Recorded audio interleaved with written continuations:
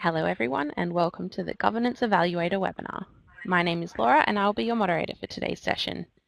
Before we get started, I'd like to go through some housekeeping rules to make this event as seamless and interactive as possible.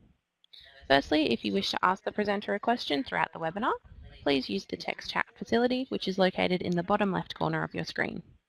You can also use this feature to post technical questions to me and I will reply to you privately.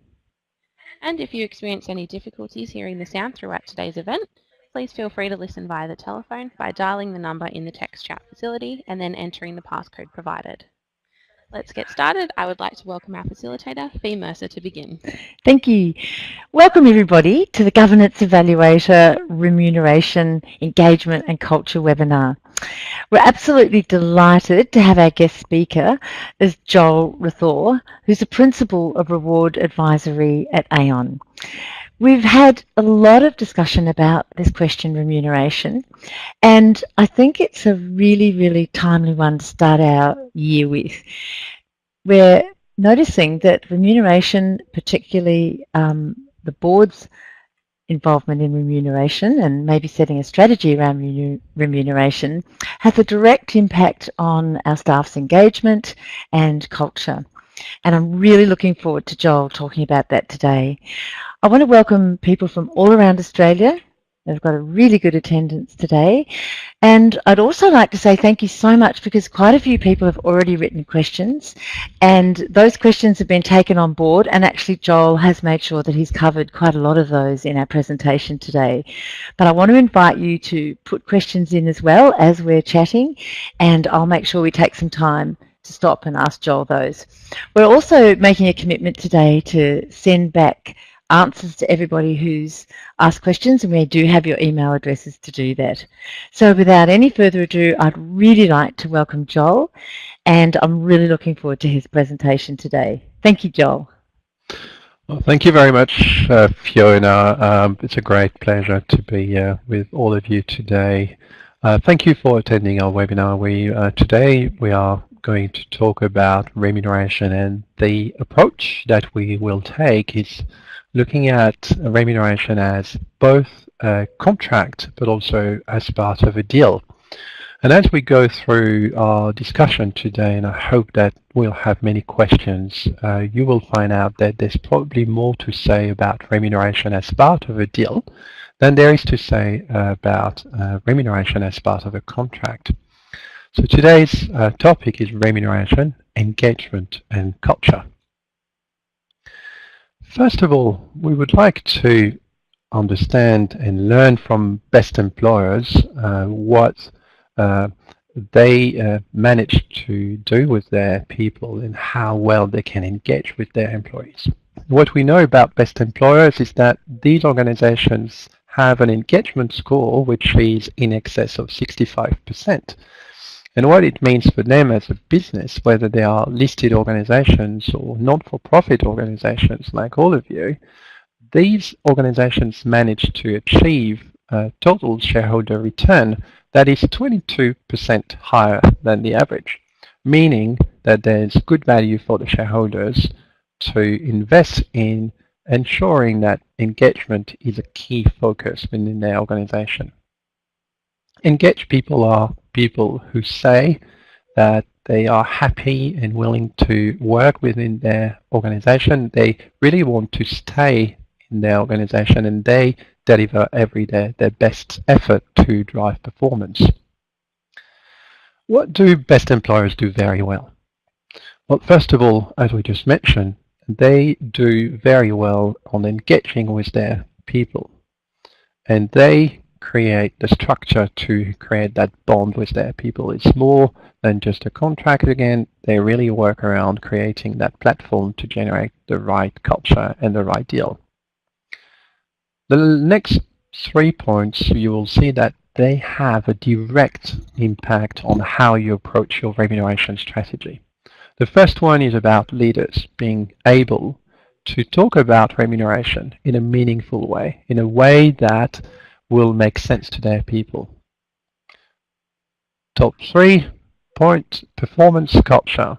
We know from our research that best employers are those organizations that really create the place where performance is shared across all of their people. So regardless or depending on how much you contribute to the overall performance of the organization, you know as an individual that you will have your piece of performance for yourself. And also, best employers are those organizations that have a differentiated brand. So it's not just about copying what the market is doing, it's actually making the most of what we can learn from the market and embedding what will make a difference internally as an employer. Having set now the scene for our conversation today, how does that have any impact on your remuneration strategy? How will that have an impact on how you can best maximize your budget? And then lastly, how is it linking back to your EVP, your employer value proposition? First topic that we want to talk about is the remuneration strategy. Two quotes from just some internet research here, but I really found that they really tell us a good story about what we want to achieve through remuneration. What's the use of running if you're not on the right road? Set up your direction. Make sure that you've got a vision and you turn the vision into direction. Second of all, strategy is about making choices, trade-offs. Make the decision to be different. How can we use these directions in order to translate those recommendations into reality? The quote that I have here is from one of the last best employers, the award night that we held with Aon 2 years ago in 2014. And that quote, and pardon me for the typo here, was from the Chief Executive Officer of Microsoft. And she was sharing with us that what she's expecting from her leaders is to be responsible. And that means we need, as an organization, to have a clear philosophy about our remuneration strategy. We need to have we have to be really clear about our strategy and the directions that we are heading down to. And of course, we need to translate those philosophy and strategy into really clear policies.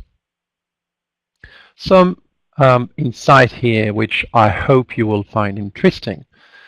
Here we've got a graph that compares both the capability of your manager internally to explain to their people how remuneration works. And you will see that the horizontal line here is connected to the perception that remuneration is fair. You see that there's a quite significant correlation between these two axes, which of course sets the scene for ensuring that the conversation that your managers will have with their people are actually delivering an increased perception of fairness. How do we get there? First of all, and that's one of the first tools that we want to share with you today, the first tool is as simple as being a clear definition of what a remuneration philosophy is. A philosophy is the elevator speech, a pitch. It's the series of remuneration principles that you will use as the Rosetta stone or the DNA within your organization that will help you convert your core beliefs into actual remuneration directions. We'll get into this example here, which I call the Rosetta Stone. It's from one of our clients in the not-for-profit sector, which I just leverage upon here and just slightly changed a few things to make sure that we keep the ownership of this information for them. But still, we can share some information with yourself. First of all, the philosophy here talks about being competitive, having a competitive package. Immediately we know that the strong core belief that they believe in is that we are not just dealing with fixed remuneration. We as an organization want to offer more. We want to offer an experience that will be supported by a package. We can imagine here that there will be fixed remuneration, benefits, possibly some variable pay elements, but more importantly, they also want to deal with their working environment. They want to also offer, and that's right from the start, that's really clear for their people, from the people they want to recruit as well. They want to create a place where there is career opportunity, meaning for people who are currently employed, there will be opportunities to be mobile.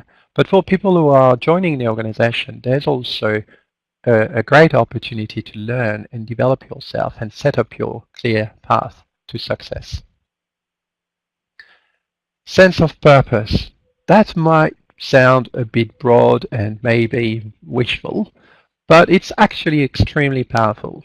The sense of purpose is everything that you want to put in place in order to ensure that you've got the right culture supported by the right people, from the leadership down to people who or just recently joined the organization. Of course, this will have a massive impact on the way you want to recruit your people. You know immediately that people who will do or will be successful within your organization through the lens of your remuneration philosophy are those people who want to join the organization to have a good career and learning and development path, have good fixed remuneration level, and we can explain how we will make sure that we are competitive against the market. But very importantly, we also have to ensure that people who want to join the organization are here because they want to support the community.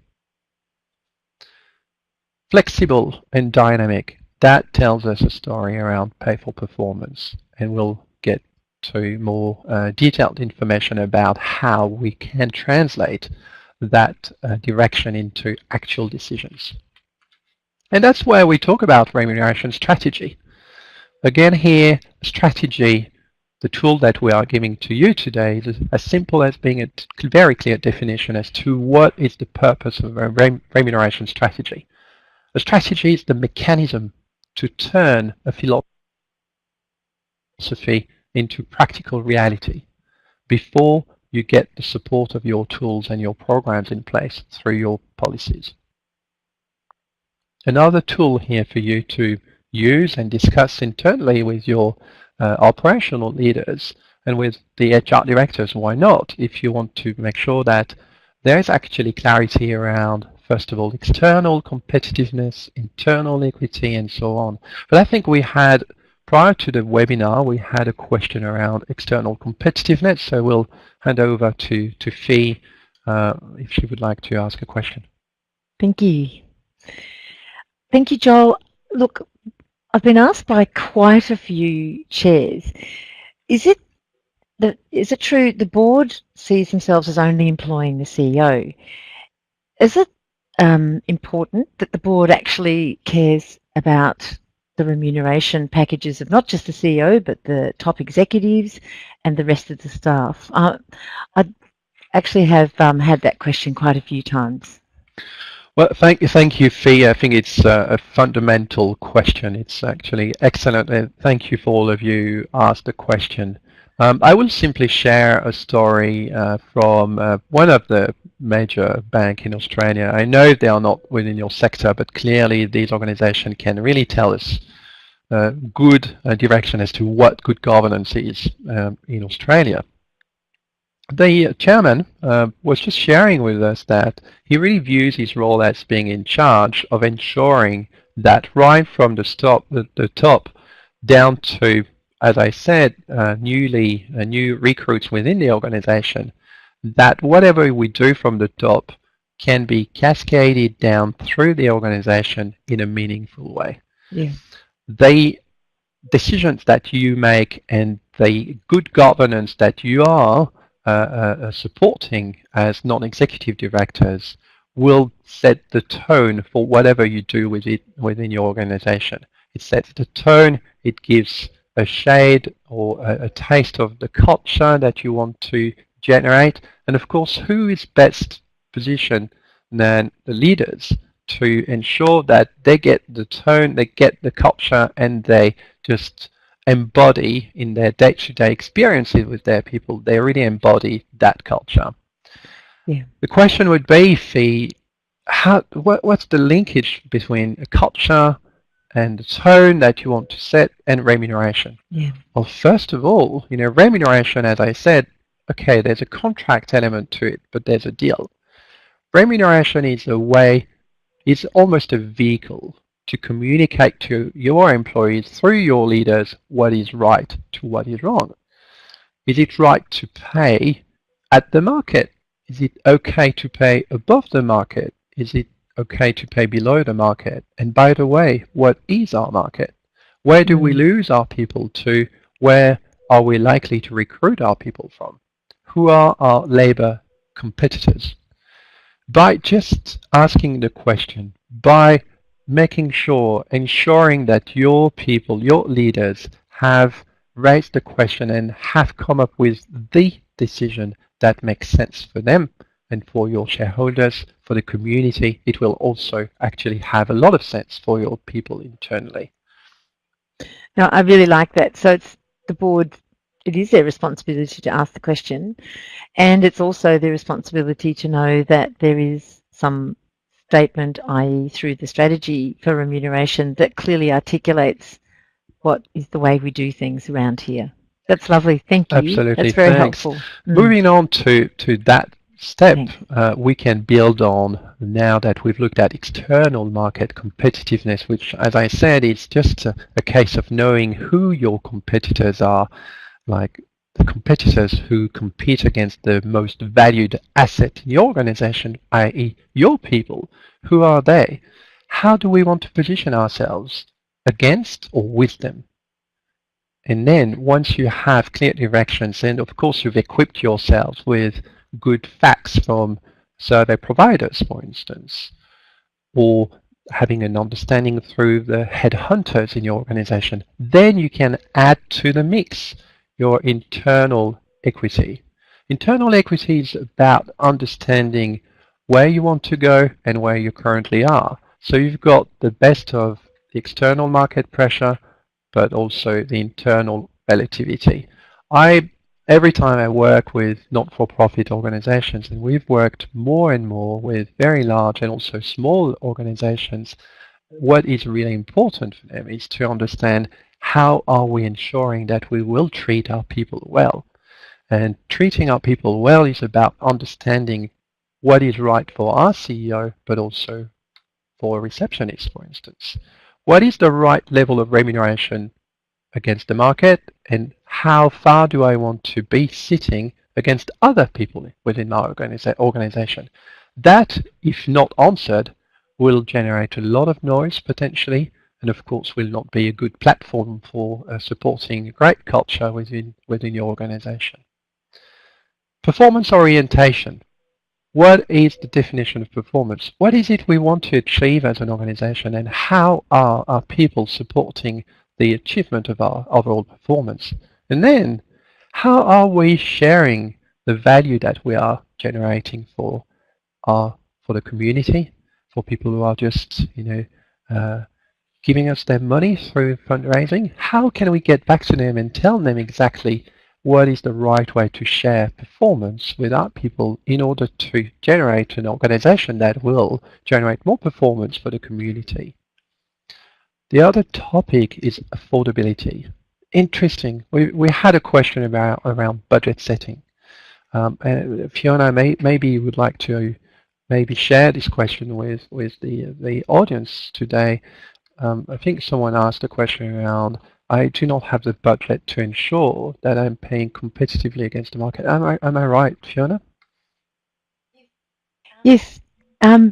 Basically, the questions that have been asked around this is, firstly, there were two. There were, how do we find out what the market prices are? But also, they were around setting bonuses. And a lot of questions that people are asking is, particularly for a good CEO, how do we set a bonus? And I think when I originally brought that question up to you, Joel, you actually said to me, there's a couple of other questions we should be asking before we say, are we setting the right bonus? So, and affordability, thank you for mentioning that. It goes far beyond just fixed remuneration, which is, fixed remuneration is twofold. Fixed remuneration is how much the employer is paying without considering that maybe performance will not be delivered.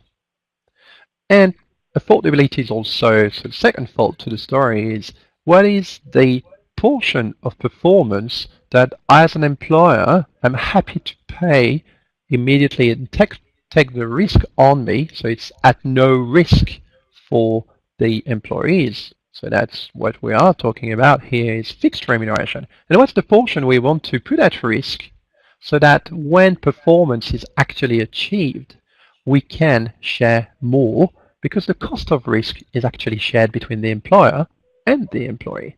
So the affordability question is really an equation.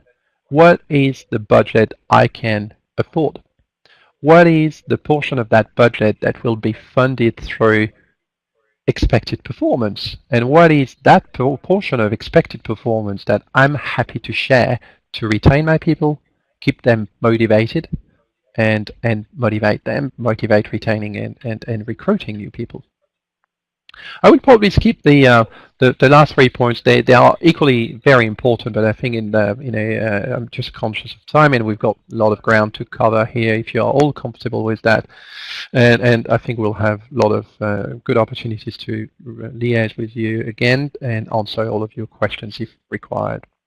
So moving on to pay for performance, and given we've touched on this topic a fair bit already, what I really want to share with you is my simple way to understand what we are talking about here. I use it for myself.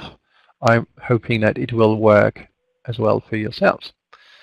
The point of pay for performance is all about ensuring that the system you put in place to share that extra portion of performance is not biased. It's not biased towards systemic overpayment or underpayment. So if you throw the dice, what is the odds that you are going to meet your overall business performance, organization performance, and how much do I want to share of that likely performance?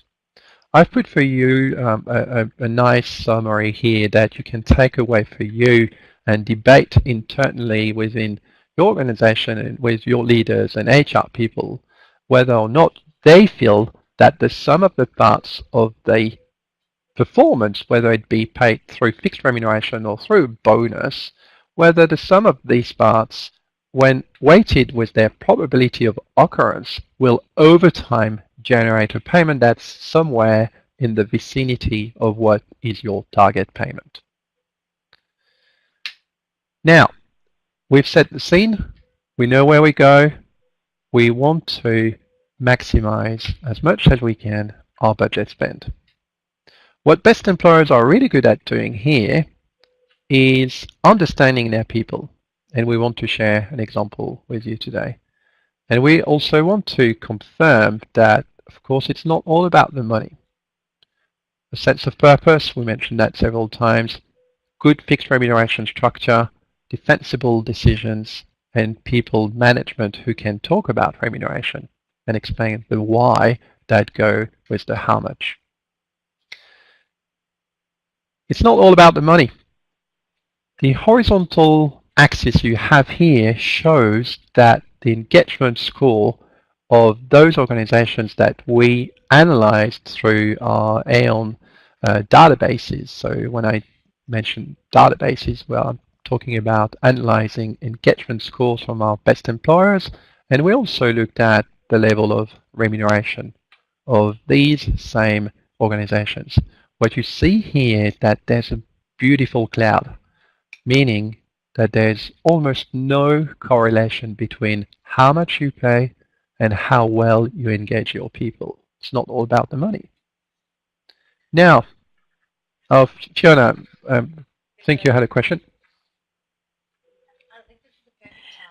I think this is a perfect time to ask a question that's just come in, actually, and it's a really good question. It's basically very much relating to the not-for-profit sector. How common are bonuses in the not-for-profit sector? I love this question. Sector? Thank you. It's it's a good question. So how common? They are not very common. So I would say there's today.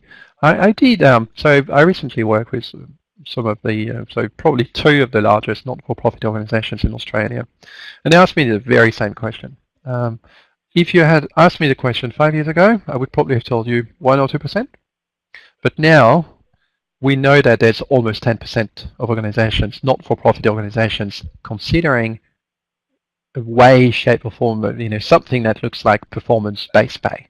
It could be a bonus. It could be recognition systems in place that are linked to performance. It could be some variability put into the fixed remuneration system so that you recognize the contribution of the employees as part of the way the remuneration review is put in place and is occurring. So my answer would be not the majority, clearly not, probably somewhere along 10% of the not-for-profit organizations. Now, if you cut down the large not-for-profit organization, that goes even higher. But then if you look at the trend is towards a massive acceleration towards considering pay for performance. The reason for that is because when we work with not-for-profit organizations, whether they are 20 people organization or a 2,000 employee organization, they all ask us to look at both the not-for-profit organizations as labor market competitors, but also to sense check against the general industry. Okay. In the general industry, bonuses are extremely prevalent. Probably 70-75% of organizations would have some sort of pay for performance system in place. Okay, that's good, because then the question went on to ask what you've just answered. Is the bonus model mainly in the large not-for-profit, and what has led to that trend? So I think you've covered that really well. Thanks, Joel. And I think, clearly not the majority, the trend, yes. What is leading this change? The NDIS, for instance, the fact that now the money sits in the hands of the clients, the consumers, the customers themselves, and they have to make a decision. And it's one of the way they can make a decision is about looking at those organizations that will give the best services. And so, Joel, that basically means that our CEOs is a call to action, isn't it? It's a different way that we have to behave. The call to action would be, ask the question. Make sure that the way you frame up performance and the way you trigger, you motivate, you pay for performance is clear and well defined. Yes. And just finally, is there any negatives about the bonus model? Is it, I do have sometimes chairs and different people say to me, I don't like bonus models. And I'm also interested in your answer, including the things that aren't money in your bonuses. But we're wondering, are there any negatives, Joel? Yeah, there are negatives if they are not the right vehicle for your culture. Okay. But then the question I would ask back to you is it negative to pay for performance? And then, is performance a rude word? In our environment, performance is becoming less and less a question. It's a given. It's something that we have to take into consideration because simply, with the NDIS changes, it's become a part of the equation. It's become part of the game. So whether you want to address it beforehand or you wait until the market is catching up is probably the question. And whether you want to look at people, I will just share a story here. Last year, Best Employers, the best of the best employers, was located in New Zealand, and they are Chorus. Chorus was awarded the best of the best employers, although they got through very, big turbulences. So you could say, well, how are we going to address performance? How are we going to engage with our people in a time where we are struggling? In a time where there's many changes happening. When I was watching the YouTube video today, and you can also Google this YouTube video if you look at the top 2 tips given by the CEOs of the best employers in New Zealand, and you will find out it's very, very instrumental. The tips are, don't be afraid to connect emotionally with your people, and don't be afraid to share, to have a speech of truth. And the speech of truth for me in the not-for-profit sector is that the market's changing. Talking about performance and how people can support performance is okay. And it's probably more than okay, it's probably very important. Now, the right vehicle to trigger talk about performance might not be remuneration. It might simply be clarifying your strategy and ensuring that the directions that you are setting for your community of employees within the community of people are actually extremely clear. And then you can choose to pay a bonus. I would probably be cautious not to immediately use a vehicle like a bonus that can be a bit dry. And I would probably start engaging conversations around what is performance in our industry. Do we pay for performance with fixed remuneration only? Do we want to differentiate our people? Do we apply pay for performance only at the executive level, or do we apply it, which is what happens more and more, with the direct reports of the CEOs as well? And then further down the line, you can build up the story of performance for your business and just translate that story for your people internally who might well want to be considered and eligible for some differentiation. Differentiation is actually one of the main features of best employers.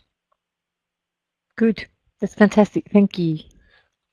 Then fairness and engagement, I think we touched on that, maybe not enough. So the question is, am I paid fairly? That's what you will find on the horizontal axis here. And actually, when people say they are paid fairly, they also are engaged. So let's make sure we can have a story that builds up equity, that builds up the internal equity and builds up the internal fairness perception, because that will have a great impact on your people. The following slides are touching on how well did NRMA work with their employees to understand their perception on more than fixed remuneration, but everything that has a value for their people. That's what we call total remuneration. And I've circled here in red the benefits, because benefits are probably the closest link between remuneration and engagement. Benefits, they've got a price tag attached to it. Benefits can be collective or individual. They can be, most of the time, they probably are collective and they've got some financial tag attached to it. But they also tell a story about your organization. They tell a story about who you want to be known for and what are the reasons why an employee should choose your organization rather than another one because of this benefit. Benefits are known as being the corporate glue for organizations. So how did NIMA do to go through that journey of understanding their people, understanding what will make a difference, and fixing a few problems while increasing perception and not spending too much money? First of all, they spent $3.5 million in their benefits. We had a survey which touched on 52% of their people, which was a good sample to then run some analysis and learn a lot more about what really will make a difference. At the very start of the project, 61 out of 100 people told us they were happy with the benefits offering. Let's try to learn a bit more. The question was, tell us what are your top 3 benefits for yourself, and then what do you think they are for everyone else in the organization?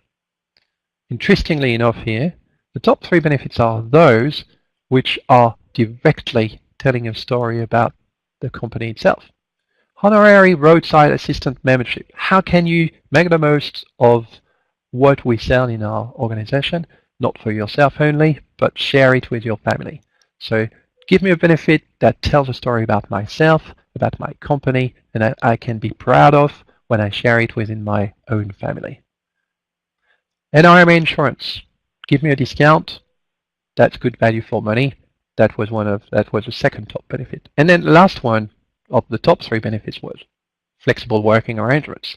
Interestingly now, we see that we've got a big tick when it comes to say, do I think that it's going to be the same for everyone else except me? It's true for the top one, true for the second top, but not as true for the top three. The question is, why? Why do I think as an NRMA employee that I am valuing flexible working arrangements more than the rest? Let's find out. In order to understand, we want to understand what is driving those decisions, those considerations. One of the methodology that we use, and I'm giving that away for you if you would like to use that same methodology internally, is what we call a conjoint analysis. Conjoint analysis is about understanding how much value do you give to a benefit by triangulating. Say, would you rather have an increase in pay of the same amount and get rid or leave your benefit, or would you rather have your benefit 1 against benefit 2, which you know the value of? So by a triangulation exercise, you can give a price tag to things that normally don't have a price tag because they are just based on perception. First question here, would you rather have an increase in base pay than your top one? Answer is no. I want to stick with my first benefit.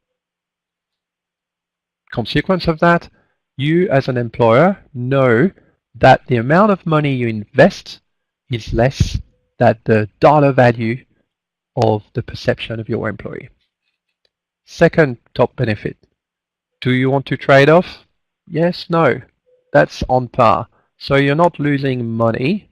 In other words, you would get the same engagement score or same satisfaction impact on your people if you gave them more money than if you would be spending that money on keeping on or carrying on distributing or giving that benefits. The last topic is interesting. That's where, as early as the top 3 benefit, you as an employer start being in the red. The perceived value translating into a dollar value is less than the actual it gets not as good a return on your investment as if you would be giving away some extra money. We tested here whether or not it was linked to the level of remuneration, because of course we just thought maybe it's just a function of how much you get paid. Quickly here we see that yes, there is a linkage, but no, there's not the majority of people saying that. Interesting here, when we compared the high performers, and you see I'm accelerating here, I just want to make sure that we give you the good value, but we also keep some time to have some of your questions. All people, that's what they tell us about their top 3 benefits. Would you rather do a trade-off? But it's very interesting here to notice that there's a gap when you compare everyone and your high performers. High performers are those people who tell you more than everyone else, I want my benefits. I want you to spend, in other words, I'm okay for you to spend less money as long as you spend that money on what has a good impact on me. And these are your top performers. A dashboard here that, again, I'm giving away for you if you want to build this sort of dashboard for you internally. Build up a line for your execs so they understand what is the net perception of your benefits versus the cost. It's just the difference between positive feedback and negative feedback. And draw another line here that will show, sorry, the line did not show here, there's a technical issue, but I will just tell you what you can draw here. Just draw a line where you will see the actual spend on those benefits. In this slide, and we can probably share it later with you, you will see that there's, for the learning and career development, there's as much spend as the net perception score, meaning that you are better off trying to communicate a bit better about learning and development, because you have some room for increasing it as high as a level of 80% here, which is our internal benchmark. All right, so what can you do in order not to be like those organizations which we know from our global survey are those organizations that tell us that 10% of how much they spend in their benefits is wasted, and they never get to the point where they they can engage 5 times more their people by just having the right benefits and talking to their people about the benefits they have and they can access in their organization. Survey your people, make sure you segment your people in a way that will give you good understanding of what is the difference between a high performer, gender, based on geography, for instance, because the answers might be different. And then the better the information you collect, the better the decision will be. EVP, Employer Value Proposition. Some organizations would say it's an employee value proposition. Some others refer to it as being an employer value proposition. What it tells me about that is that it's a deal. It's a two-way street. I recently worked with one of your fellow organizations in a not-for-profit working further north in Sydney, and they mentioned they use employer value exchange. I think it tells a lot about the fact that it goes two ways. Whatever you put in place for your people is their work experience. Whatever you put in place can be connected to the engagement drivers. So my suggestion for you today is to make sure that you have, in any way, shape or form, you have a dashboard internally that populates into those 6 levers of engagement everything that you've currently put in place in your organization that has some value for your people. By just doing this exercise of mapping out whatever you do that's got some value, that will be a great platform. You can start talking much better about it. And of course, you can also identify those areas that might not be as relevant for your organization. But it's really a good exercise to go through. What do we learn from best employers? What are best employers doing particularly well about those 6 engagement drivers? First of all, they tell us through the surveys that we run with them, they tell us that they are particularly good at having committed and effective leadership. So I'm sharing with you today, we are sharing some of the highlights of those research, but what I would like to focus on, because we are talking about remuneration, culture, and engagement, I would like to find out what are those areas that we can learn from our best employers. What are those areas that have a direct link with remuneration? They all say, their people all say they have open and honest leaders and they communicate effectively. 81% versus 55%. And also, they've got clear directions. We already learned today that having directions is important. That's same message from best employers, telling us that it's actually, for 80% of their people, it's actually a really good difference. That's what making a big difference between best employers and the rest. High performance culture. We know that organizations that are developing organizations or creating the environment where performance will be considered and possibly paid for, but it's nurtured, is also a feature of best employers. My manager sets clear expectations. For me, I know where I'm going, I know what I'm going to get in exchange. They also have a compelling employment brand. It has an impact on both the external brand, external messages, communication that you convey outside of your organization, but it's also a very powerful vehicle to have a great impact internally. What do they do particularly well? They've got great reputation, and they also deliver on the deal, on the promise, recognition, fixed remuneration, competitiveness, etc., etc. So I have a question for you. When it comes to remuneration and benefits, would you say that your leaders are responsible? And that's probably the most important call to action. Make sure that probably the top 10 questions that we debated today, we talked about today, are actually questions that you can ask to your CEOs and HR directors, etc., and they have a view and they can express some sense and give that sense back to their people. Well, thank you. I will probably pause here and hand over to Fiona to answer some of the questions.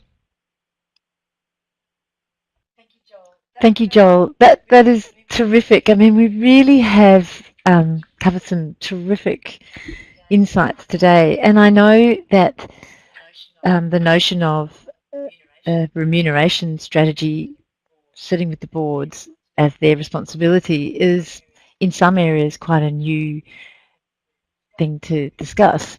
And the thing that makes me really clear about the importance of us on our boards starting to discuss this and looking at doing strategies is the profound impact on our engagement and our organisation's culture that how we actually do remuneration does have. The thing that I got probably the most out of today was the notion of what benefits aren't necessarily money. And I know in a lot of our sectors, in the not-for-profit sectors, in some of our health services, our remuneration is reasonably locked down. There's an awful lot of awards and rates that we're set within. But I was very pleased today in listening to your discussion about the sorts of things that we can do that aren't necessarily related to just dollars and cents. So I thought that was very hopeful. But we have had some great questions today, and you've actually answered them all very well in our presentation. I think the discussion about bonuses and how do we set them is a really important one, and I thought you answered those really well today. I just wondered if you would just spend a couple of minutes explaining to people who are listening to our webinar today, how do boards and organisations follow up on something like creating a remuneration strategy? I mean, what are some of the things they can do? Are there workshops they can attend? Are there ways that boards can move forward with this? Absolutely. So I would probably, if I put myself in your shoes, the first thing I would do is simply get to my execs and check in. Just ask questions about what do we believe about what is right when it comes to remuneration. Do we believe that we need to pay? What is our definition of performance? Do we have directions? Do we communicate to our people about what they will take away from our organization? Are we having conversations that are all about the working environment? Are we having conversations about your relationship with your peers? Are we having conversations about management? Are we having conversations about recognition and remuneration? What is the most, I would probably just ask one question, which is what is our value proposition? What do we tell our people they will get when they join us? Are they working in a friendly environment and that's our culture? Are they working in an environment where, and that will be our culture as well, where we both want to have a family or a community type of culture, but equally we also want to recognize performance? Are we offering a place where these people will learn a lot? Are we offering them a place where they will build up their skill sets and build up their market value? Joel, I think that's a really important question, because one of the things you said today that's a real standout for me is the power that our managers have in being able to express to our staff what our culture is and what is our philosophy around how we do remuneration in our organisation. And I think that is such a simple step that we can check in on.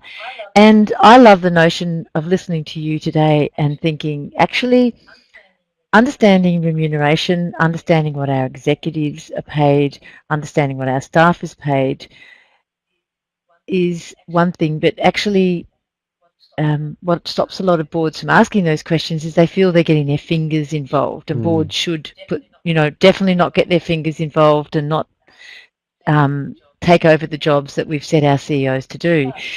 But I feel very strongly after listening to you today, we do have the right as boards to ask about what is the philosophy, what is the culture, and I feel very strongly that it's our job to ask those questions, and I think your presentation has really helped me in understanding that, and I'm sure it's helped everyone today in understanding that.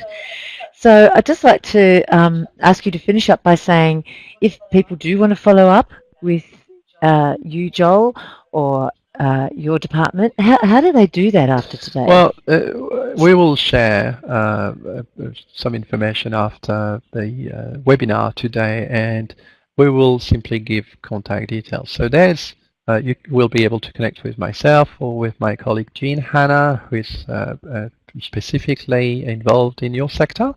And we'll be more than happy to simply facilitate a conversation that will be more tailored to your specific circumstances. We'd be more than happy, and we do that very often, have what we call a networking session. So you can also connect through ourselves. We can connect you with your peers and simply share some of the challenges, some of the pain points. And we'll be here just to facilitate those conversations and hopefully equip you with some of our experience.